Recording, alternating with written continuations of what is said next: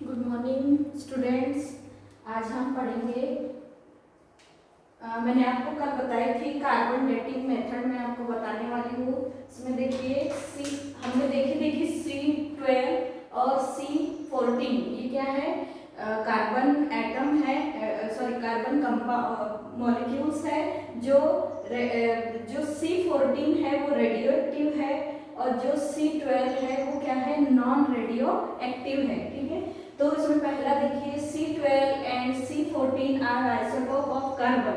अब isotope of carbon means यानी एक दो या दो से ज्यादा जो केमिकल उसमें होते हैं उसको हम आइसोटोप बोलते हैं। केमिकल कैसे रहते हैं? बहुत ज्यादा रहते हैं, बट उनका जो फिजिकल कैरेक्टरिस्टिक है वो कैसे रहते हैं? डिफरेंट, यानी same chemical but different physical characteristic, उसको हम क्या बोलते हैं?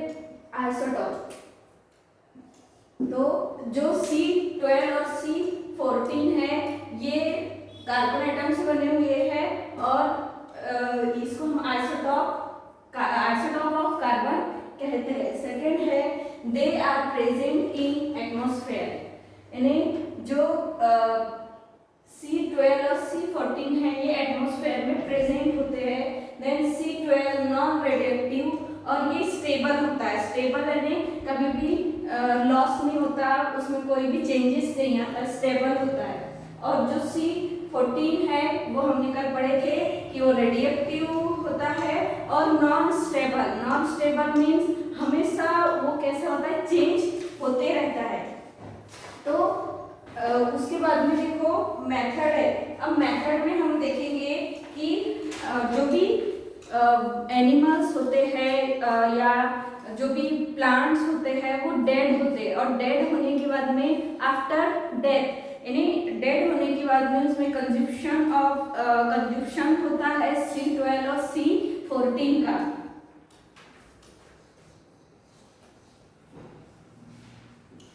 After death consumption of C12 and C14 stop.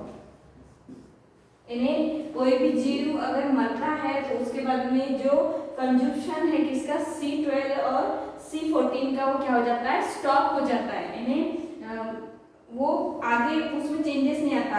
अब C12 और C14 एक कार्बन एटम है जो मैंने आपको बताई थी। जैसे हम कोई भी खाना खाते तो खाने में जो भी न्यूट्रिएंट हमको मिलता है वो इसी कार्बन कंपाउंड से बना हुआ होता है और ये स्टेबल रहता है और ये हमेशा चेंज होते रहता है। then only decaying process of C14 starts and C12 remain stable। अब देखिए जब डेथ होता है उसके बाद में ये कंजप्शन स्टॉप हो जाता है, लेकिन जो डिकेइंग प्रोसेस, कोई भी एनिमल जब डेथ होता है उसके बाद में डिकेइंग प्रोसेस स्टार्ट हो जाता है। तो जैसे ही डिकेइंग प्रोसेस स्टार्ट होता है ये जो C14 है ये चेंज होना स्टार्ट हो जाता है, इसमें चेंजेस आना स्टार्ट हो जाता है क्योंकि ये रेडियोएक्टिव है। और जो C12 है ये रिमेन स्टेबल है, वो कैसा रहता है? स्टेबल ही रहता है। देन अब देखिए मैंने आपको बताई थी कि मैं इसका रेशियो बताऊंगी। अब रेशियो बिटवीन किसका? C12 and C14 are continuously change, यानी दो क्या होता है उसमें चेंजेस आते रहते हैं after death of animals.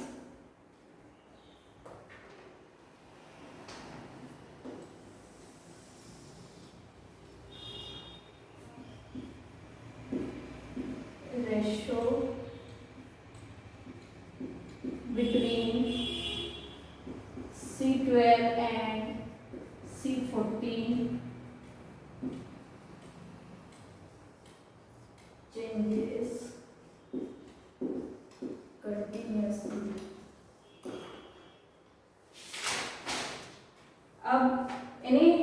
Ratio है किसका C12 और C14 का, वो कंटिन्यूअसली क्या होता है, चेंज होता है। अब चेंज होने के बाद में कैसे कैसे इसको कैलकुलेट किया जाता है, how time is calculated, exact उस वो जो एनिमल डेड हुआ है उसका एग्जैक्ट टाइम कैसे कैलकुलेट किया जाता है, ये हम देखेंगे। अब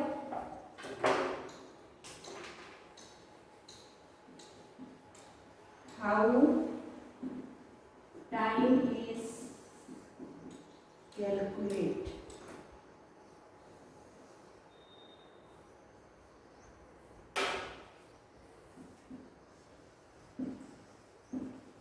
by measuring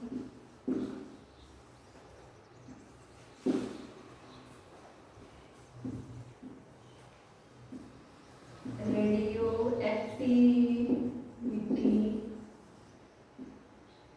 of C14। अब देखिए C14 क्या है, रेडियो एक्टिविटी उसका स्टार्ट रहता है इसका C14 का, तो इसका वैल्यू कैसे C14:C12, ये क्या है उसका रेशो है। अब C14 की जो वैल्यू है, यानी C14 क्या हो रहा है, कंटिन्यूअसली चेंज हो रहा है, इन्हें हर जैसे जैसे समय बीत रहा है वैसे वैसे वो क्या हो रहा है, चेंज हो रहा है, उसमें चेंजेस आ रहे हैं। तो इसकी जो वैल्यू है C14 की जो वैल्यू है इसको लेंगे जितना भी होगा, और जो C12 की वैल्यू है इसको इसकी वैल्यू पुट अप करेंगे और इसका रेशो निकालेंगे, तब हम इसको क्या बोलते हैं, दिस इज कॉल्ड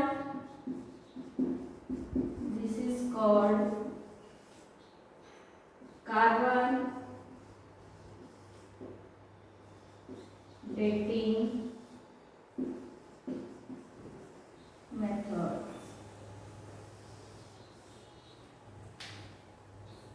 अब ये कब होता है, ये कब रेशो निकाला जाता है, आफ्टर डेथ ऑफ एनिमल्स, है ना, डेथ होने के बाद में जो उसका रेशो निकाला जाता है कि कब उसकी डेथ हुई थी, क्योंकि यहाँ पे रेडियोएक्टिव भी हमारे पास में जो रेडियोएक्टिव है उसकी वैल्यू लिया जाता है, जो नॉन रेडियोएक्टिव है उसकी, क्योंकि स्टेबल है ये नॉन स्टेबल है, तो दोनों के का रेशो निकाल के फिर वो टाइमिंग जो साइंटिस्ट होते हैं वो नोट करते हैं, और इस तरह से पता चलता है कि वो टाइम कौन सा था, कैलकुलेशन के बाद पता चलता है था कि वो जो डेड हुआ जो एनिमल है वो किस टाइम पे डेड हुआ था।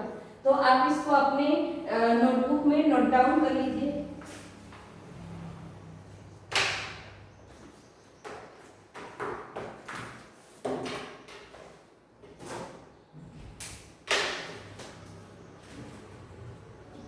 देन नेक्स्ट है Darwin's theory of natural selection. मैंने आपको एम्ब्रियोलॉजिकल एविडेंसेस भी आपको एक्सप्लेन कर दी थी, अब आप इसको नोट डाउन कर लिए होंगे। अब नेक्स्ट हमारा है topic Darwin's theory of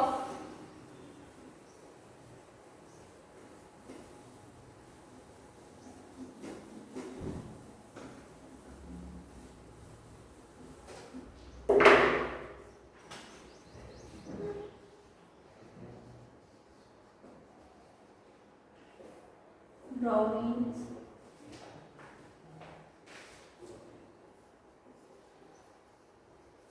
theory of natural selection। अब देखिए इस नाम से ही हमको पता चलता है कि ये किसी साइंटिस्ट का नाम होगा जिन्होंने एक थ्योरी क्रिएट किए होंगे। तो उनका नाम था Charles Darwin has collected the innumerable specimens of the plants and animals, यानी ऐसे प्लांट और एनिमल उन्होंने क्या किए, कलेक्ट किए, and depending upon the observation of those specimens, यानी और उस स्पेसिमेन को अपने ऑब्जर्वेशन में रखे, कब तक, जब तक उसका रिप्रोडक्शन नहीं हो जाता। और एक इम्पॉर्टेंट जो ड्रॉविंग्स थे उन्होंने अपनी थ्योरी में ये दर्शाए थे कि जब तक किसी स्पेसीज में यानी कुछ बदलाव नहीं आएंगे तब तक नया जो आने वाला जो स्पेसीज है वो जो आने वाला स्पेसीज है उसमें कुछ बदलाव नहीं आएंगे तब तक यानी उसका यानी रिप्रोडक्शन जो है वो कंटिन्यूसली क्या होता ही रहता है। Then he published the theory of natural selection which preaches the survival of the fittest, यानी उन्होंने एक सर्वाइवल फिटेस्ट करके नेचुरल सिलेक्शन को उन्होंने और एक नाम दिया था कि द सर्वाइवल ऑफ फिटेस्ट, यानी हम ये जो नेचुरल सिलेक्शन वर्ड है इसको बोल सकते हैं the survival of fittest. Survival of fittest. अब सर्वाइवल ऑफ फिटेस्ट में उन्होंने क्या किए थे, कुछ कीड़े लिए थे। फॉर एग्जांपल रेड कलर की कुछ इंसेक्ट्स लिए थे उन्होंने, जैसे ये रेड कलर की इंसेक्ट्स है। अब इसमें क्या हुआ, कुछ चेंजेस आए, यानी इनमें रिप्रोडक्शन हुआ, तो नेक्स्ट जो जनरेशन था उसमें कुछ जो इंसेक्ट थे वो कैसे हुए, दूसरे, फॉर एग्जाम्पल ग्रीन कलर, ठीक है, मैं यहाँ ब्लैक कलर में दिखा रही हूँ लेकिन ये ग्रीन कलर, ठीक है। तो जो लीफ में जो इंसेक्ट था उसने एक कहाँ लैंड किया, लीफ पे। अब लीफ कैसा है, ग्रीन कलर का है। अब इनमें से एक जो है वो किस कलर का दिखाई दे रहा है, ग्रीन कलर का। अब फिर से इसका क्या होगा, रिप्रोडक्शन होगा। तो फिर से इसमें आने वाले जो भी स्पेसीज है वो कैसे दिखेंगे, कुछ रेड कलर के दिखेंगे और कुछ ग्रीन कलर के दिखेंगे, कुछ ग्रीन कलर के दिखेंगे। अब एक बर्ड आती है। अब बर्ड क्या कर रही है, अपना फूड यानी अपना जो भी शिकार है उसको देखेगी, तो यहाँ पर बैठी है। अब उसको अट्रैक्ट कौन करेगा, रेड कलर का जो इंसेक्ट है वो अट्रैक्ट करेगा, क्योंकि वो उसको अच्छे से दिखाई दे रहा है। लेकिन जो ग्रीन कलर का है, लीफ भी ग्रीन कलर की होने की वजह से लीफ वहां पर लीफ में वो जो इंसेक्ट है ग्रीन कलर का वो छुप जा रहा है, लेकिन जो रेड कलर है वो उसको दिखाई दे रहे। तो वो उस समय क्या करेगी, इस रेड कलर के जो इंसेक्ट्स है उनको अपना भोजन बनाएगी, अपना शिकार बनाएगी। अब इसमें अब यहाँ से अगर इतने इंसेक्ट क्या की, उस बर्ड ने क्या की, खा ली। अब खाई तो यहाँ पर बचे कितने, ये 4 और ये 4। अब इनका रिप्रोडक्शन होगा, तो आने वाली जो जनरेशन होगी वो वहां पर पूरे जो होंगे वो कैसे कलर के होंगे, ग्रीन कलर की। आने वाली जो स्पेसीज होगी वो कैसे होगी, ग्रीन कलर की।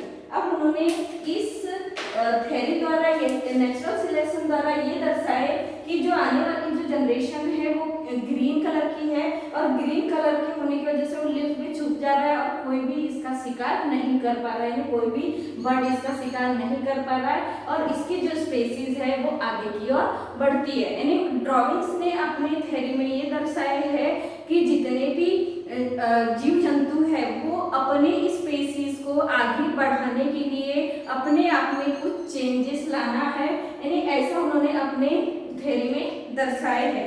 All the organism compete with each other in a life threatening manner. This is competition. Only those organisms sustain which shows the modification essential for giving the competition. यानी वही जीव अपनी species को आगे बढ़ा सकते हैं जो क्या कर रहे सर्वाइव कर सकते हैं, यानी उसी एटमॉस्फेयर में रह के सर्वाइव करना, किसी का यानी कोई उस पर अटैक ना कर सके, और अपने स्पेसीज को आगे बढ़ाने का काम वही कर सकता है जो वहां पर डटकर खड़ा है या मुकाबला कर रहा है, यानी जो एनवायरनमेंट है उसके चेंजेस का उसके ऊपर कोई असर नहीं हो रहा है, मीन्स वो फिट है। अगर वो फिट है तो वो सर्वाइव करेगा। Then in this however beside the natural selection also play important role, because natural selection only those organisms which are fit to live and the rest breeds। यानी अब देखिए वही पर सरवाइव कर सकते हैं, जो कैसे है, फिट है, यानी फिट है, यानी उस जो भी सिस्टम है, इकोसिस्टम है, या जो भी जहाँ पर वो सरवाइव कर रहा है वहाँ का एटमॉस्फेयर उसको सूट हो रहा है और वो फिट है, तभी वो उसकी स्पेसीज क्या होगी, आगे की ओर बढ़ती जाएगी। और जो अनफिट है वो क्या हो जाएगा, उसका नाश हो जाएगा, उसकी स्पेसीज आगे नहीं बढ़ेगी। Sustaining and the selected organism can perform reproduction and thereby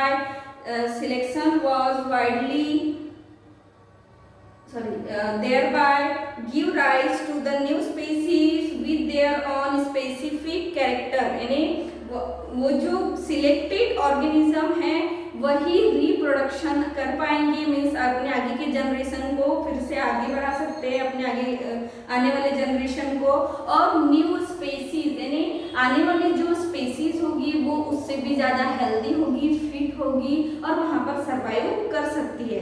then Darwin's theory of natural selection was widely accepted for long duration, however some objections were raised against the theory, some of remain objections are, यानी लेकिन उनकी जो theory थी वो आगे नहीं बढ़ पाई क्योंकि कुछ ऑब्जेक्शंस थे कि जो थ्योरी उन्होंने बनाई थी वो परफेक्ट नहीं थी। तो कुछ ऑब्जेक्शंस यहाँ पे दिए हुए हैं। पहला है natural selection is not the only factor responsible for evolution, यानी इवोल्यूशन के लिए रिप्रोडक्शन होना न्यू स्पीसीज का ही महत्वपूर्ण नहीं है। देन नेक्स्ट है Darwin did not mention any explanation about useful and unless modification, और उन्होंने कोई भी ऐसा यानी वहाँ पर यानी कुछ मेंशन नहीं किए थे अपने थ्योरी में कि आने वाली जो जनरेशन है किसी इंसेक्ट की या उसमें कुछ चेंजेस आए हैं या नहीं आए हैं, ये उन्होंने मेंशन नहीं किए थे।